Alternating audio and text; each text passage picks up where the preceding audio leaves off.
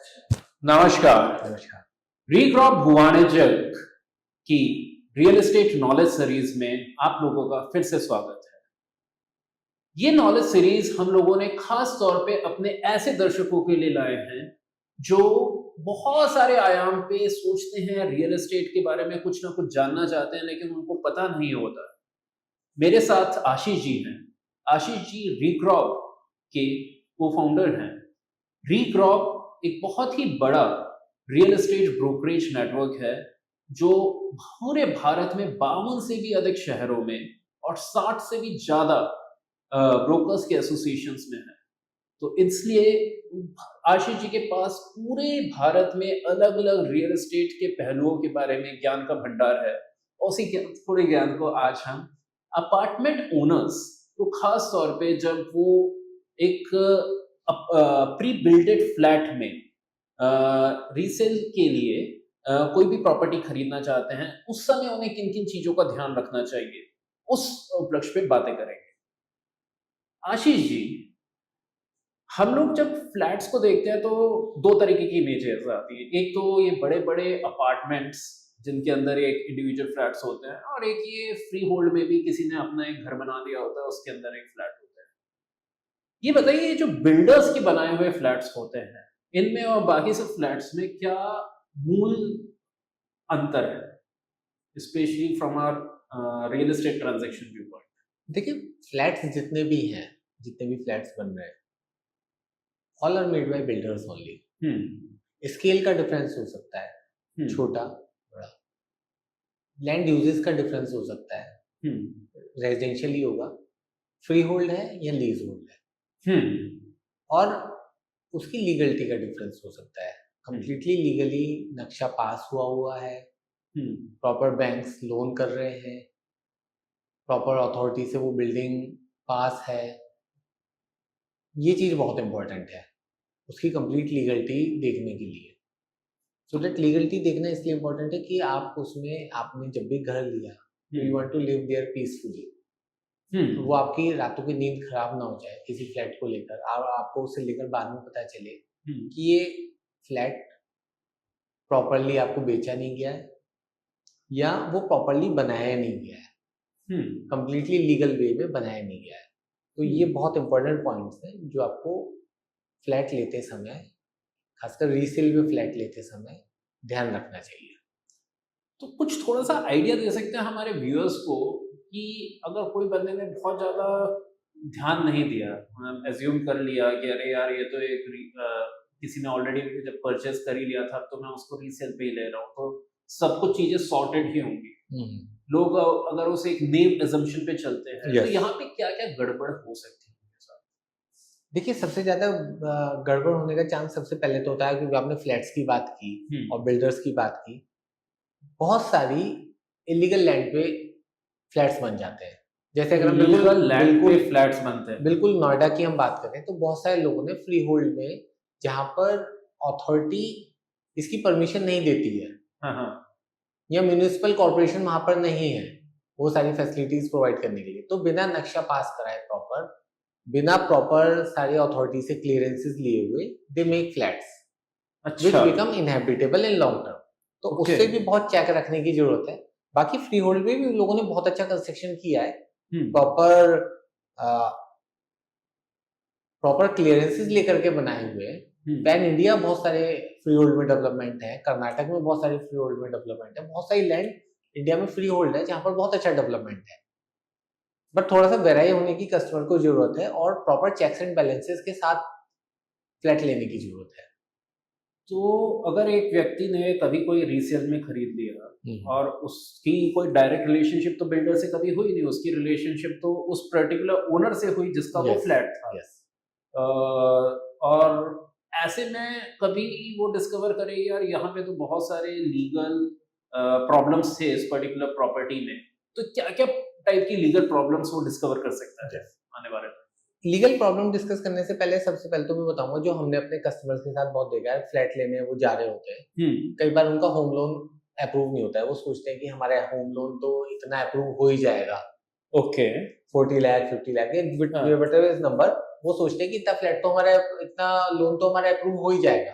बाद में उन्हें एग्रीमेंट करने के बाद पता चलता है कि यार हमारा तो लोन अप्रूव नहीं हो पा रहा है, तो in that case according to agreement depending upon the terms and condition उनका जो बयाना होता है, टोकन अमाउंट होता है, उसे वो रिकवर नहीं कर पाते हैं।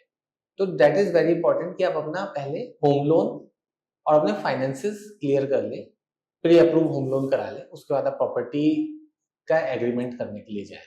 प्री अप्रूव्ड होम लोन तो ऑन द बेसिस ऑफ उस कस्टमर की इनकम और बैलेंस शीट, इनकम स्टेटमेंट के बेसिस पे हो जाता है।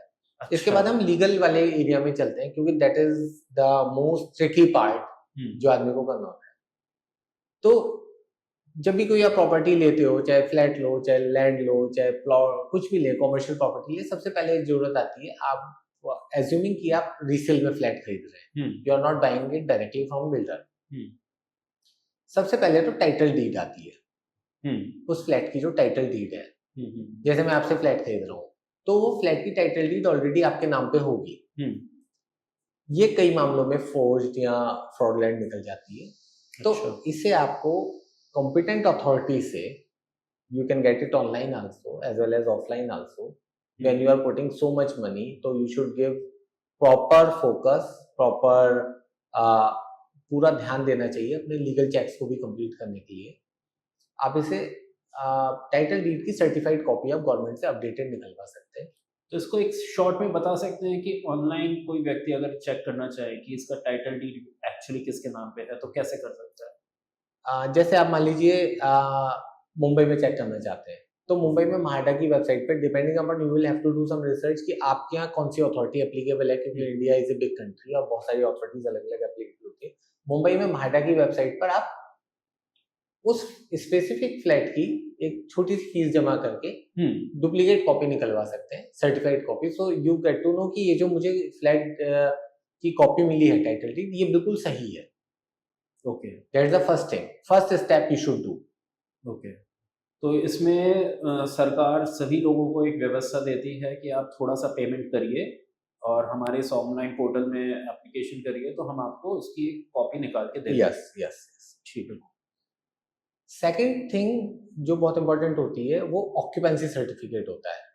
अगर आप फ्लैट ले रहे हैं तो जो भी आपकी बिल्डिंग है, उस बिल्डिंग का ऑक्यूपेंसी सर्टिफिकेट कंसर्न्ड अथॉरिटी देती है कि वो रहने लायक बिल्डिंग है या नहीं है।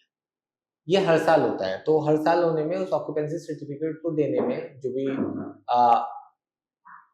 म्यूनिसिपल कॉर्पोरेशन है या अथॉरिटी है, जो भी कंसर्न्ड अथॉरिटी है, वो सभी वाटर, सीवेज, फायर,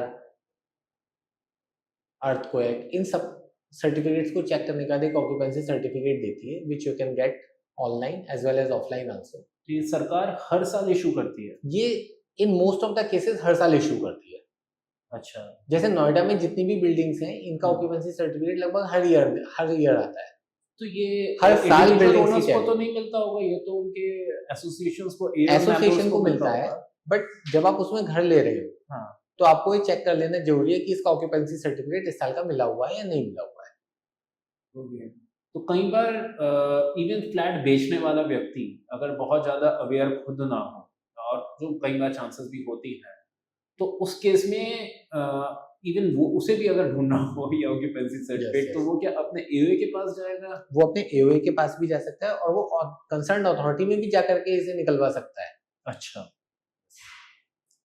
और आई अज्यूम कि वो क्योंकि पूरा वो एक फ्लैट एक पूरी सोसाइटी के अंदर है, तो वो फ्लैट उस सोसाइटी के सभी लोगों के पास, हाँ, उस सोसाइटी के सभी लोगों पे एप्लीकेबल होगा। ओके, ठीक है। तो ये ऑक्यूपेंसी सर्टिफिकेट जो कि म्युनिसिपल अथॉरिटीज देती है। इसके अलावा you need to take the possession certificate. आपने टाइटल डीड तो ले ली, आपकी रजिस्ट्री हो रखी है, क्या बिल्डर ने आपको पोजेशन उसका प्रॉपर वे में दे दी, हैंड ओवर कर दिया या नहीं कर दिया है? तो आपके पास आपको सेलर से बिल्डर का दिया हुआ पोजेशन सर्टिफिकेट भी लेना होगा। अच्छा, कि बिल्डर का तो उस पर अब कोई ड्यू नहीं है। अच्छा, और आपको एक बार जो भी फैसिलिटी मैनेजमेंट है उसमें भी एक बार आपको जाकर के चेक करना पड़ेगा, किसी तरीके का मेंटेनेंस, किसी तरीके का वो फैसिलिटी मैनेजमेंट कंपनी के साथ तो कोई प्रॉब्लम नहीं है उसकी। तो अब यहाँ पे दो चीजें हो गई। एक चीज की फ्लैट की को जब वो ओनर बिल्डर से डायरेक्टली ले रहा था, और एक चीज है कि जब से फिर उसने रहना चालू किया तो अपनी सोसाइटी को जितने भी ड्यूज हैं, चाहे वो इलेक्ट्रिसिटी के यस हो, वाटर यस वगैरह के हो, वो पे करता है वो कि पे नहीं। कर रहे तो फर्स्ट थिंग तो वो है जब उसकी और बिल्डर के साथ रिलेशनशिप थी, और सेकंड चीज वो है जब उसकी और वो एओए या आरडब्ल्यू जो भी है हैं। यस उसके उसके साथ साथ रिलेशनशिप रिलेशनशिप। है। तो पहले वाले केस में किन चीजों का ध्यान रखना चाहिए और दूसरे वाले केस में किन चीजों का ध्यान रखना चाहिए जब पहले भी वाले केस कौन सा बताया आपने? जिसमें वो बिल्डर से ले रहा है? तो आपने बोला एक तो बिल्डर से हम तो पोजीशन अभी सर्टिफिकेट मिलता रीसेल है। वाला डिस्कस कर रहे हैं। जी। तो रीसेल में हमें दोनों चीज डिस्कस करनी पड़ेगी। हम्म। रीसेल में क्योंकि उसे रहते हुए कुछ समय हो गया है जी। या पोजीशन ऑलरेडी हो चुका है, जी। तो हमें बिल्डर से उसकी क्या रिलेशनशिप थी, बिल्डर से उसने पोजीशन सर्टिफिकेट लिया या नहीं लिया, उसकी टाइटल हुआ या नहीं हुआ, और आज की डेट में उसका ऑक्यूपेंसी सर्टिफिकेट कंप्लीट है, प्लस आज की डेट में तो कोई उसका बिल्डर के साथ ड्यू नहीं चल रहा है।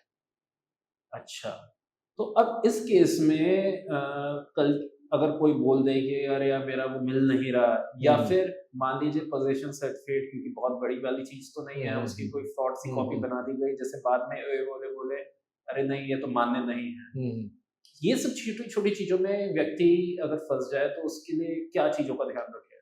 ये जो भी सर्टिफिकेट होता है हम्म। या आरडब्ल्यूए के पास या जो भी फैसिलिटी मैनेजमेंट कंपनी होती है उनके पास रहते हैं, यू अच्छा। Can take it from them, they can reproduce it for you. अच्छा, तो पोजीशन सर्टिफिकेट कोई भी एओए रिप्रोड्यूस कर सकता है? कर सकती है।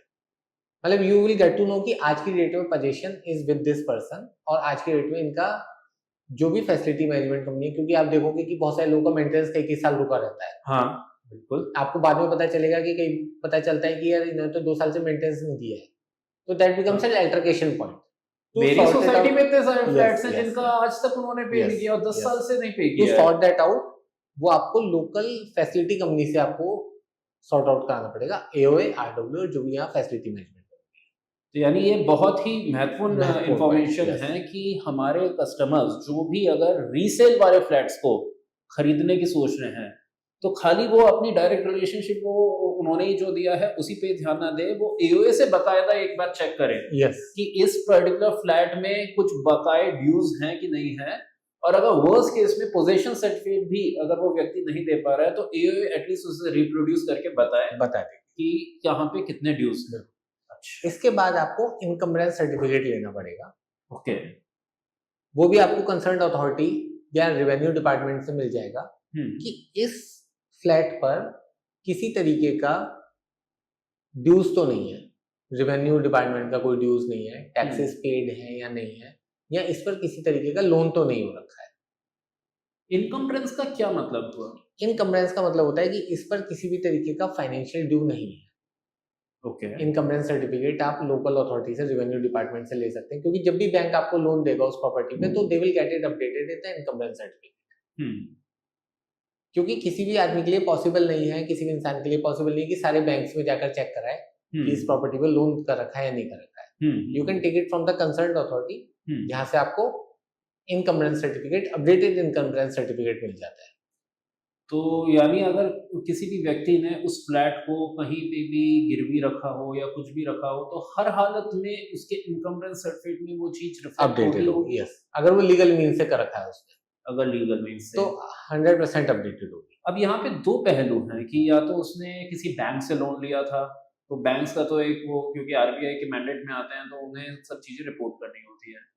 कई बार ऐसे भी लोग हो जाते हैं जो उन्होंने पर्सनल लोन्स 1-on-1 तरीके से लिए हों और उन्होंने वो फ्लैट को कहीं पे गिरवी पे रख रखा हो या इस तरीके से। तो अगर इस तरीके के कोई मतलब एस्पेक्ट हो, that is completely out of scope, वो पूरा इलीगल है, वो पूरा इलीगल वो होगा। पूरा इलीगल तो है। अगर कल की तारीख में ऐसा कोई व्यक्ति ये क्लेम लेके भी आता है तो फिर वहां पे ही is not operating as per the norms. इसके अलावा आशीष जी क्या क्या चीजें ध्यान रखनी चाहिए? इसके अलावा finally we have covered I think most of the points. इसके अलावा आपको फाइनली जो आप एग्रीमेंट टू सेल करने जा रहे हो और जो फाइनल आप सेल डीड करोगे वो भी एक बार आपको थॉरली पढ़ लेनी चाहिए। और अगर आपको थोड़ी सी भी इन सब चीजों में प्रॉब्लम होती है तो आप लीगल हेल्प लेकर ड्यू डिलिजेंस करा सकते हैं, जिससे कि आपने घर लिया है पीसफुल लाइफ के लिए, पीसफुल फैमिली लाइफ के लिए, आपको किसी तरीके की प्रॉब्लम ना हो लॉन्ग टर्म। तो आपके इतने सालों का अनुभव है, 12 सालों का अनुभव, आपने इतने सारे रीसेल फ्लैट्स भी देखे होंगे, तो कुछ पोटेंशियल रिस्क जिसके लिए आप अलर्ट करना चाहें, स्पेशली जब ये सेल एग्रीमेंट या सेल्स डील जैसी चीजें होती हैं, जो आपने अभी कभी अपने एक्सपीरियंस में ऑब्जर्व करी हो किसी केस में? देखिए, potential risk can come from any side. जितने भी हमने पॉइंट्स डिस्कस करे इसमें से कहीं से भी रिस्क आ सकता है। उस रिस्क को मैनेजमेंट के लिए ही ड्यू डिलिजेंस प्रोसेस है जी, जो उस रिस्क को मैनेज करता है। तो अब ये जो ड्यू डिलिजेंस है, ये शब्द इतना हैवी है और कई बार हमारे कस्टमर्स के लिए भी थोड़ा हैवी हो जाता है। ये इतना हैवी आपको सुनने में लग रहा है, पर इतना नहीं है। अगर कोई भी कस्टमर अपना थोड़ा सा एफर्ट डालेगा तो he can do it themselves also, बहुत इजीली। आई वुड नॉट से वेरी इजीली, क्योंकि उनका डे टू डे प्रोसेस नहीं है ये काम करने का। डेली कोई अथॉरिटी जाकर के इनकमरेंस सर्टिफिकेट नहीं निकलवाता है, या फिर वो किसी लीगल हेल्प को भी बड़ा इजीली ले सकते हैं। हमारी भी बहुत सारी कंपनी से टाई अप है जो हम रेफर कर देते हैं अपने कस्टमर्स को। उनसे at nominal fee they can get it done to safeguard against any perceived और एनी रिस्क। इसमें वैल्यूएशन रिपोर्ट का भी कुछ इंपॉर्टेंस आता है क्या? यस, वैल्यूएशन का भी इंपॉर्टेंस है। देखिए, अगर आप कोई फ्लैट ले रहे हैं which is outside your working scope, जैसे वी लिव इन दिल्ली और एक फ्लैट हम मुंबई में ले रहे हैं विच इज इन रीसेल, तो कई बार प्राइस पॉइंट्स का अंदाजा नहीं होता है कस्टमर्स को। हाँ, तो in that case we can go for property valuer, hiring the services of property valuer. तो प्रॉपर्टी वैल्यूअर क्या होता है? प्रॉपर्टी वैल्यूअर थोड़ा इंडियन मार्केट्स में नया है, क्योंकि अभी तक सिर्फ एनबीएफसीज और बैंक्स ही लोन देते टाइम इनका यूज करते थे, बट अभी इंडिविजुअल कस्टमर्स ने भी काफी यूज करना शुरू कर दिया है। तो उन प्रॉपर्टी वैल्यूअर्स को आप एक फीस देकर उस प्रॉपर्टी का वैल्यूएशन करा सकते हैं कि आज के टाइम में इस प्रॉपर्टी का एक डिसेंट वैल्यूएशन क्या होना चाहिए। तो it gives you a fair picture. अच्छा, कि इस पे कितना अमाउंट आपको खर्च करना है। यानी प्रॉपर्टी वैल्यूअर एक ऐसी सर्विस है जो जरूरी ही नहीं है कि बड़े बड़े इंस्टीट्यूशंस या बैंक्स ही करें। ये एक आम इंसान भी अपना एक रीपर्चेज फ्लैट को खरीदते समय भी करा सकता है। बिल्कुल। अच्छा, बहुत ही इंपॉर्टेंट इंफॉर्मेशन है ये। ठीक है, सो बहुत बहुत धन्यवाद आशीष जी, आज हमारे दर्शकों को इन सभी महत्वपूर्ण पहलुओं के बारे में बताने के लिए। हम अपने सभी दर्शकों को कहना चाहेंगे कि रीक्रॉप और भूवाणिज्य की रियल एस्टेट नॉलेज सीरीज में हम इसी तरीके के कई सारे टॉपिक्स जो आपको प्रॉपर्टी ट्रांजैक्शंस के लिए रेलेवेंट हो सकती है, उसके बारे में आपको नॉलेज लाते रहेंगे। हमारे साथ टच पे रहिए, और अगर आपको इससे रिलेटेड कुछ और भी जानकारी चाहिए तो उसके लिए हमारे कॉन्टैक्ट्स पे संपर्क कर सकते हैं। धन्यवाद, नमस्कार। धन्यवाद।